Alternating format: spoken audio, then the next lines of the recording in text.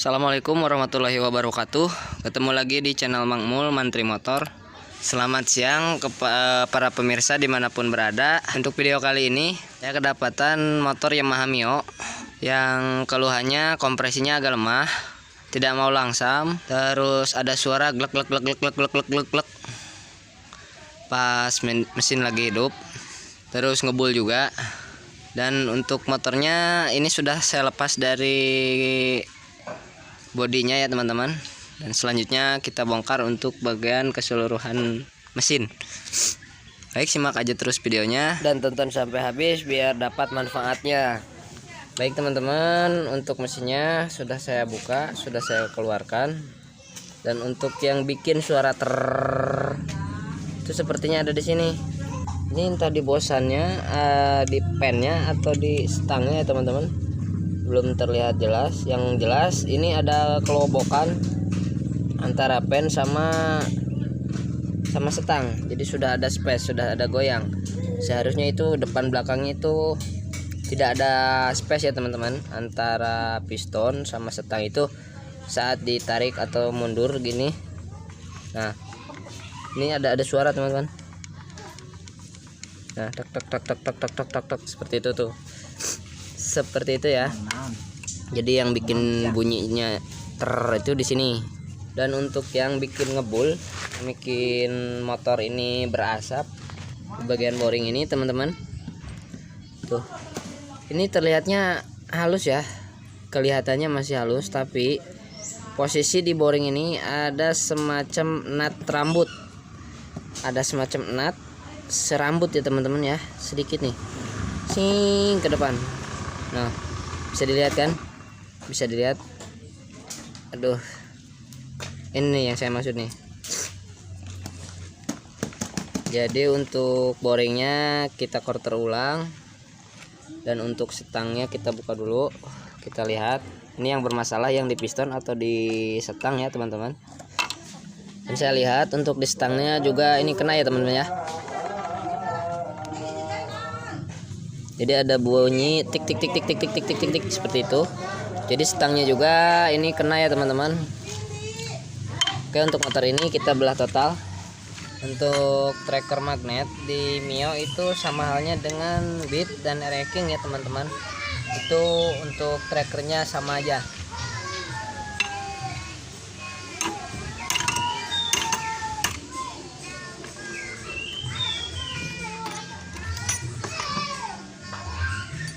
Untuk membuka spool, jadi di sini menggunakan L5 ya teman-teman. Untuk pulsarnya menggunakan obeng.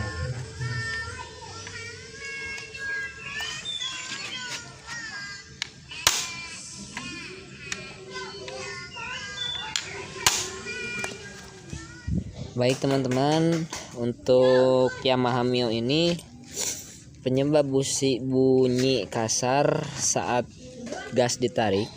Jadi bunyinya itu posisi gas ditarik ya teman-teman. Permasalahannya ada di stang ini, stang seher atau stang piston ya teman-teman. Jadi posisinya dia sudah oblak, ada space atas bawah. Kalau untuk kiri kanan ini juga ada space ya teman-teman, cuman sedikit. Tapi atas bawahnya ini nggak boleh ada space, karena itu akan menyebabkan bunyi kasar di bagian mesin saat tarikan gas dihentak. Dan untuk masalah berasap, itu asalnya dari sini, dari bagian boring,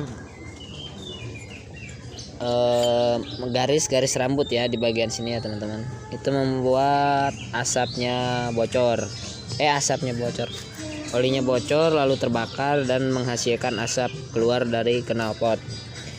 Dan untuk ini sudah saya quarter. Ini tadinya ukuran oversize 100 ya teman-teman, kita naikkan menjadi 150. Untuk tarikan awalnya berat, permasalahannya ada di sini. Masalahnya ada di kampas ganda. Kampas gandanya itu sudah habis dan kita ganti yang baru.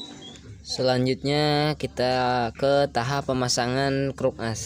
Seperti biasa, sebelum kita pasang kruk asnya kita kasih oli Untuk bagian stang piston, untuk bagian stangnya kita kasih oli dulu ya teman-teman. Masuknya dari sini. Untuk Yamaha Mio sama kayak Beat ya teman-teman. Masuk olinya dari sini. Sini ada mangkoknya. Kita masukkan oli sampai keluar oli dari stang. Agar saat stang ini terpasang dia sudah mengandung oli di dalam stang. Biar lebih aman ya teman-teman. Nah, sudah keluar oli ya. Lalu kita pasang bagian kamprat atau ketang. Kita siapkan dulu. Ini standarnya tadi saya bukanya dengan cara dipotong ya teman-teman, karena sangat macet dari bloknya. Tidak bisa dibuka dengan baik-baik, makanya dipotong. Tapi rencana kita las lagi nanti setelah pemasangan selesai. Kita kasih sedikit pelumas untuk bagian bearing masuk.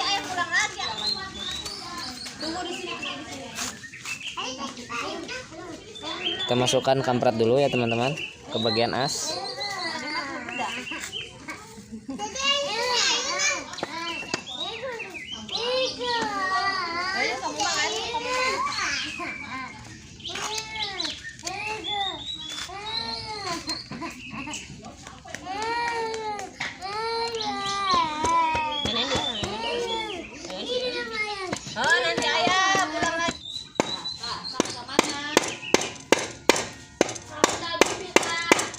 Ini sudah masuk setengah. Kita cek lagi untuk bagian kamprat biar tidak terjepit.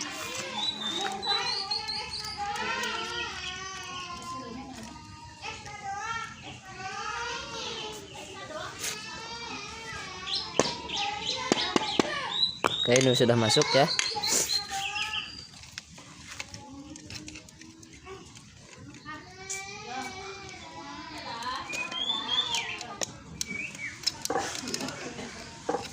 Oke, untuk kampratnya sudah terpasang. Dan seperti biasa, untuk blok tengah ini tidak menggunakan packing kertas ya teman-teman. Jadi hanya menggunakan lem. Untuk blok tengah ini hanya menggunakan lem. Tidak dikasih packing kertas ya. Susut dulu permukaannya biar tidak ada minyak atau oli, biar pengelemannya bisa maksimal. Lalu dikasih lem, kasih sedikit pelumas di jalur bearing.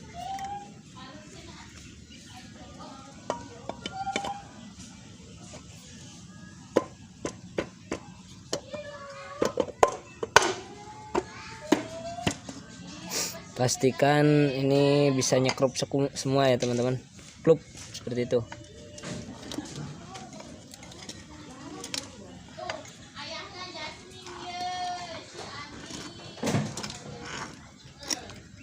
Oke ya.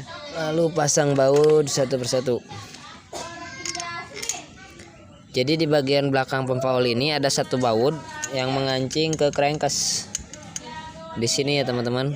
Di belakang gigi pompa oli. Ya, di belakangnya ini. Jadi kita harus buka pompa oli juga untuk pembongkaran di Yamaha Mio.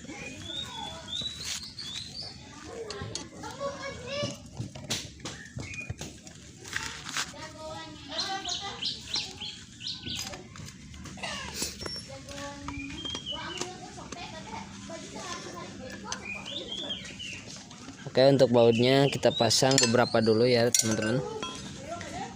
Nah, kita pasang beberapa dulu. Ini tadi terhalang sama tutup apa ya, dudukan knalpot. Ada satu baut terhalang di situ ya. Selanjutnya kita pasang lagi untuk standar 2-nya biar pengerjaannya lebih mudah. Oke, sekarang kita pasang untuk pompa olinya. Untuk di bagian dalam ini ada packing kertas ya teman-teman. Usahakan ini jangan sampai rusak. Untuk packing kertas ini jangan sampai rusak, karena ini adalah jalur oli yang mengarah ke depan. Nah, lewat sini jalurnya teman-teman ya. Set. Itu nanti keluarnya sini ya, set, keluar dari sini masuk ke atas.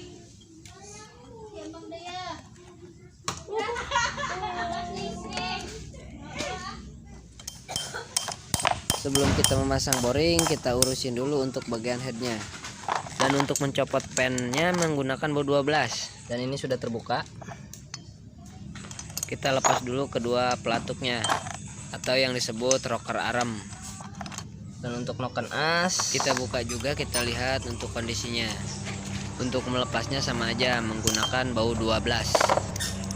Dan kita lihat untuk noken asnya juga sepertinya udah kena ya teman-teman. Untuk membuka klep, kita ganjel bagian klep di bawah menggunakan lap ya teman-teman, dengan cara dibulat-bulat seperti ini. Kita ganjel agar si batang klep saat kita pukul itu tidak mundur. Kita menggunakan kunci busi ya teman-teman, dengan cara seperti ini kita pukul. Selanjutnya kita syukur dulu untuk klepnya untuk memadatkan kompresinya. Jangan sampai ada kebocoran di bagian klep. Caranya sama seperti tadi ya teman-teman. Untuk bagian bawahnya dikasih bantalan, jadi saat ditekan itu tidak menggeser ke dalam ya teman-teman. Dan untuk sealnya juga ini kita ganti ya. Oke, kita rakit untuk semua komponen klep. Jadi ini cara saya memasang klep. Mungkin setiap mekanik berbeda-beda cara, tapi tujuannya sama.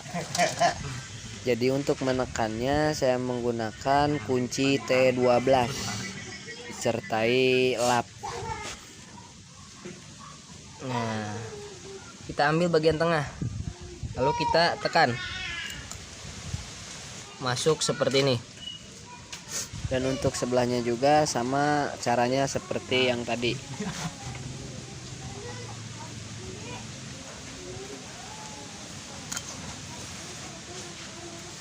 Seperti itu. Selanjutnya kita pasang untuk sioner. Kita pasang dulu untuk bagian sioner, lalu kita kasih packing yang besi ya teman-teman. Kita kasih sedikit lem karena untuk packing besinya tidak saya ganti nih. Jadi untuk meminimalisir biaya perbaikan, yang penting yakin pasti tidak akan bocor. Oke, kita pasang untuk bagian packing yang besi. Dan ini sudah saya kasih lem. Lanjut kita pasang untuk bagian head. Pastikan di bagian ininya, ini seharusnya ada 2 ya teman-teman. Berhubung bawaannya tinggal 1, ya sudah. Yang penting ada. Fungsinya buat center si mesin ini, buat kelurusan antara depan dan belakang.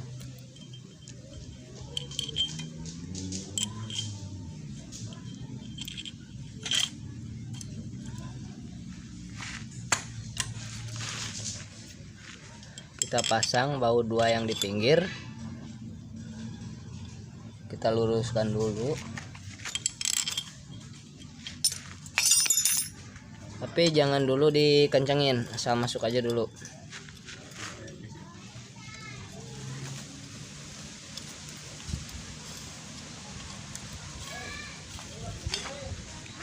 Selanjutnya kita pasang untuk baut head, baut center pop.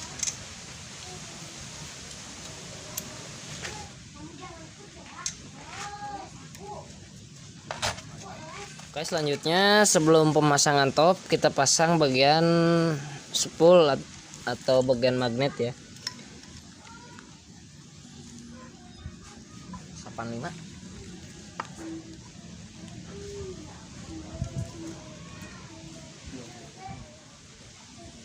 Oke, buat teman-teman ini perlu disimak baik-baik ya. Jadi sebelum kita memasang timing, kita arahkan bagian magnet. Kita arahkan di magnet tanda T atau TMA. Di sini ada tandanya teman-teman, garis. Kita arahkan ke tanda panah yang di bagian dinding, yang di bagian blok ini ada tanda panah, itu mengarah ke bagian T yang di sini ya, garis yang di magnet. Nah, selanjutnya kita pasang untuk bagian timingnya. Jadi di gigi sentrik ini ada garis, ini mengarahnya ke depan. Nah, sejajar dengan tanda panah di blockhead ini ya, ada tanda panah. Jadi seperti ini masangnya. Nah, dan untuk ini pengunci di bagian noken as ada celah ya. Ini fungsinya buat masuk ke timing ini, buat pengunci. Jadi masangnya seperti ini. Kita masukkan dulu untuk sentriknya, dimana aja asal masuk. Dan ini kurang pas kan ya, kita geser aja untuk rantai ketengnya, kita geser.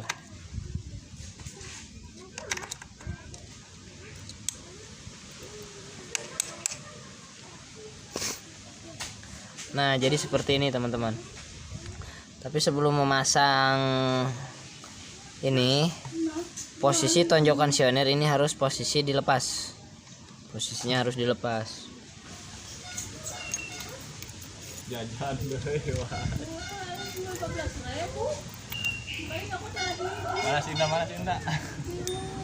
Oke, begitu ya teman-teman. Pasang juga untuk tonjokan sionernya di sini. Lalu sebelum dipasang keseluruhan, kita tes putar. Kita tes putar di bagian magnet ya, untuk memastikan si klepnya itu tidak tabrakan dengan piston.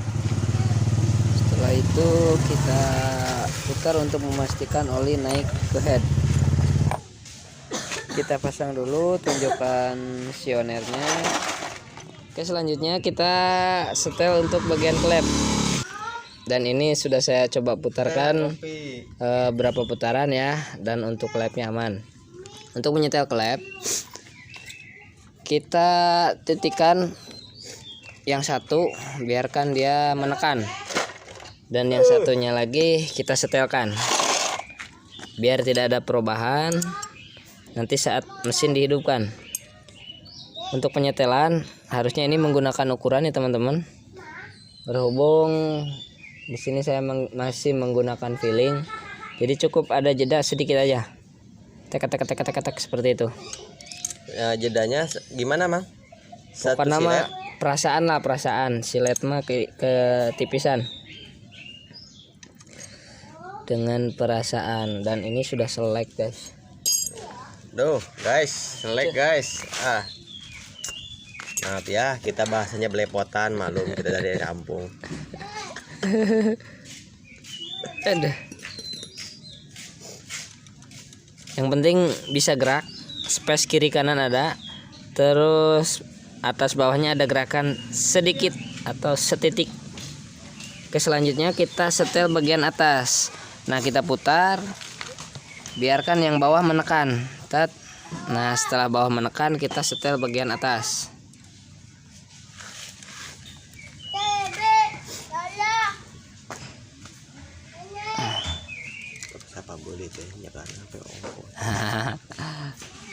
Tuh, ada space ya teman-teman. Tek sedikit space. Kalau kiri kanan ada, atas bawah juga ada, cuman sedikit biar tidak bunyi.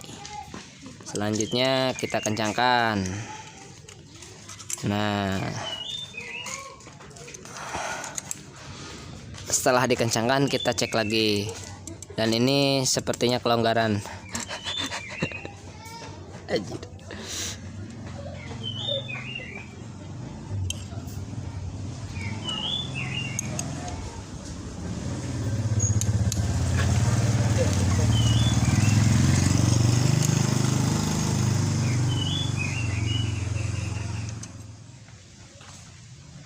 Oke teman-teman, untuk mesinnya ini sudah kita rakit semua, tinggal kita naikkan ke bagian rangka lalu kita tes.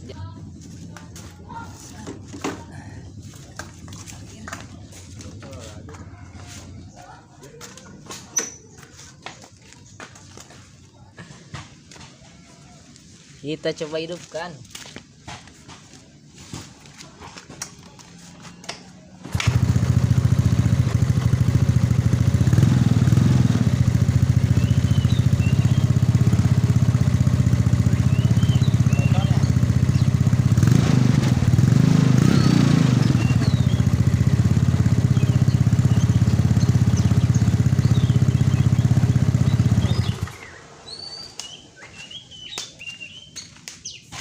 Baik teman-teman, mungkin cukup segitu aja untuk video kali ini. Terima kasih sudah menonton.